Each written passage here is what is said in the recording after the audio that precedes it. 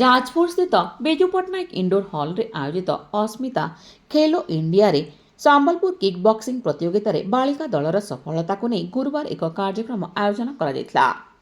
ଗୁରୁ ସତ୍ୟନାରାୟଣ ସମ୍ବଲପୁରୀ ଡେରା ପରିସରରେ ଆୟୋଜିତ ଏହି କାର୍ଯ୍ୟକ୍ରମରେ ଏସୋସିଏସନର ସମ୍ପାଦକ ତଥା କୋଚ୍ ସମସ୍ତ ପ୍ରତିଯୋଗୀଙ୍କୁ ଶୁଭେଚ୍ଛା ଜଣାଇଥିଲେ।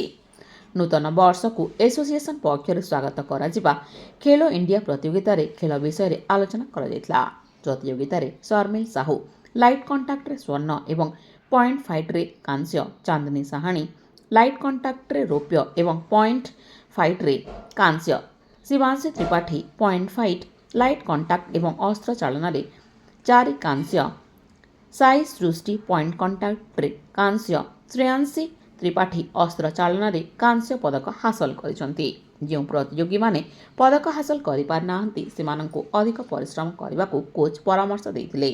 ଭିତ୍ତିଭୂମି ଅଭାବରୁ ସମ୍ବଲପୁରରେ ଅଧିକ କିକ୍ ବକ୍ସିଂ ପ୍ରତିଯୋଗୀ ବାହାରି ପାରୁନଥିବା ବୈଠକରେ ମତ ପ୍ରକାଶ ପାଇଥିଲା। ଗୁରୁ ସତ୍ୟନାରାୟଣ ସମ୍ବଲପୁରୀ ଡେରାରେ କିକ୍ ବକ୍ସିଂ ଅଭ୍ୟାସ ପାଇଁ ସୁଯୋଗ ଦେଇଥିବାରୁ ପ୍ରଶାସନ ଏବଂ ପଶ୍ଚିମାଞ୍ଚଳ ଏକତା ମଞ୍ଚକୁ ସମ୍ପାଦକ ସୁବ୍ରତ ପ୍ରଧାନ ଧନ୍ୟବାଦ ଅର୍ପଣ କରିଥିଲେ।